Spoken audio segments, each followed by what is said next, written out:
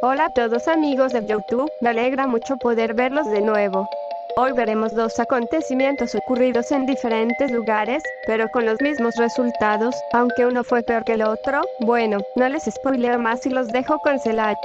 Gracias Isabel por presentarme. Hola sombras del canal, ¿cómo les va? Aquí vengo con un nuevo video para el canal. Es cierto que no he estado subiendo videos seguidos, pero se debe a trabajo y estudios. Espero que sepan que aún sigo pendiente del canal. Y sin más que decir, comencemos.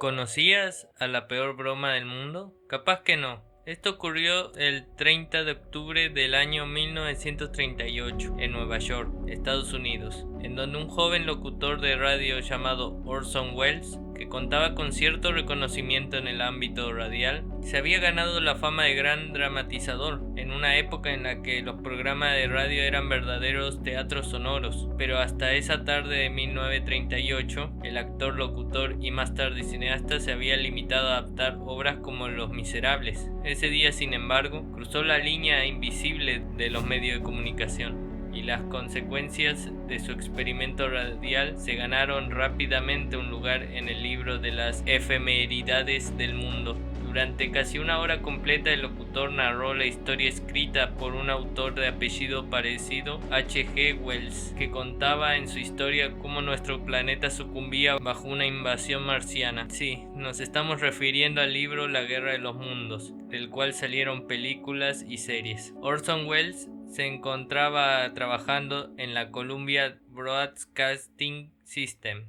CBS, radio en la que tenía un programa semanal en el cual se ocupaba de dramatizar obras literarias, pero ese 30 de octubre a Will se le ocurrió adaptar la historia de la Guerra de los Mundos, y sin mayores preámbulos, tras un breve anuncio que advertía de que todo era ficción, la transmisión comenzó.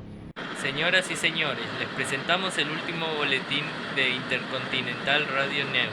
Desde Toronto, el profesor Morse de la Universidad de McGill informa que ha observado un total de 3 explosiones en el planeta Marte, entre las 7:45 pm y las 9:20 pm. Y así continuaba el relato.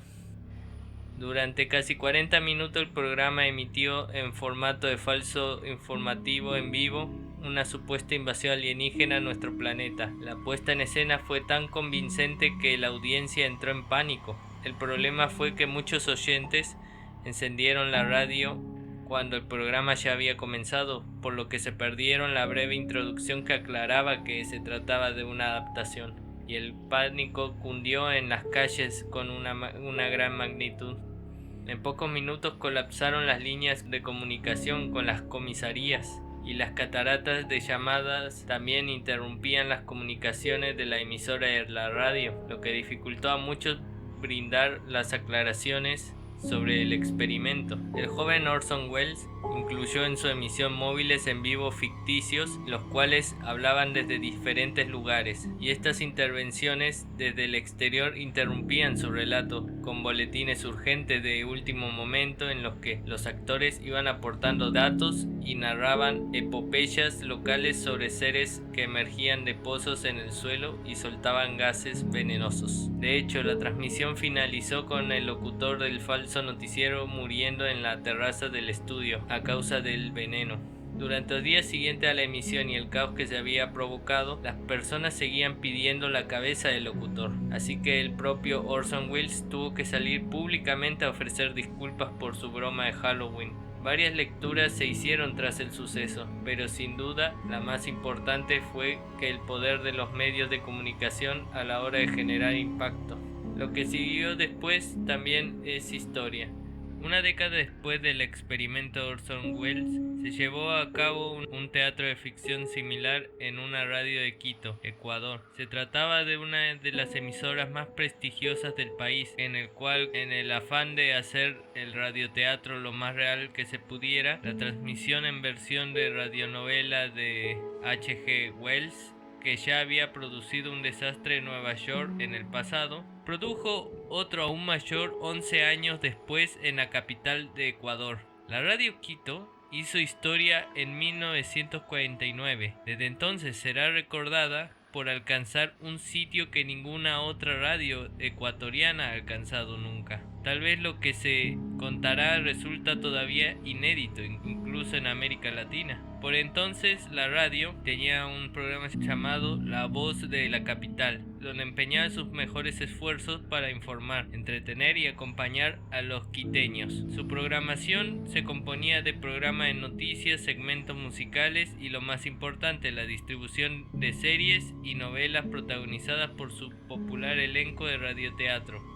Tras casi una década de transmisión desde su fundación, la radio experimentó con intensidad el horror que había sembrado sin querer, aunque esa nunca haya sido su intención. Todo ocurrió en una noche de sábado, el 12 de febrero de 1949. Los directivos de la radio decidieron transmitir una adaptación ecuatoriana de La Guerra de los Mundos, escrita originalmente por el novelista y padre de la ciencia ficción H.G. Wells, la misma obra que 11 años atrás había conmocionado a toda Nueva York y una parte del este de los Estados Unidos, en su versión radiofónica, una maldición que se arrastraría hasta Sudamérica. Durante la transmisión nocturna del habitual programa de música de Radio Quito, se interrumpe la transmisión inesperadamente. Varios actores del elenco de la radionovela de la emisora protagonizaron a periodistas, militares, autoridades y ciudadanos que testificaban una terrorífica invasión extraterrestre.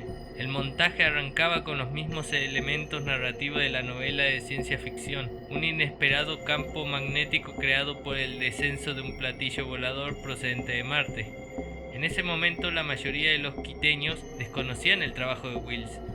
Esto fue aprovechado por la radio, ya que habían reportado el avistamiento de platillos voladores en las montañas cercanas a la ciudad de Pasto, en Colombia. En ese momento de la transmisión de la obra, pocas personas sabían lo que pretendían los actores de la radionovela, pese a que durante la transmisión los supuestos boletines informativos eran auspiciados por una empresa que promocionaba una gaseosa, y pese a que en el diario de la época se habría anunciado dentro de la programación radial la radionovela, los famosos cantores del dúo Benítez y Valencia quedaron atónitos cuando fueron interrumpidos en su intervención para dar paso a un testimonio sobre la invasión ficticia. Primero hubo un reporte de un avistamiento sobre las Islas Galápagos. Después vino casi al mismo tiempo llegó otro avistamiento a las afueras de Quito.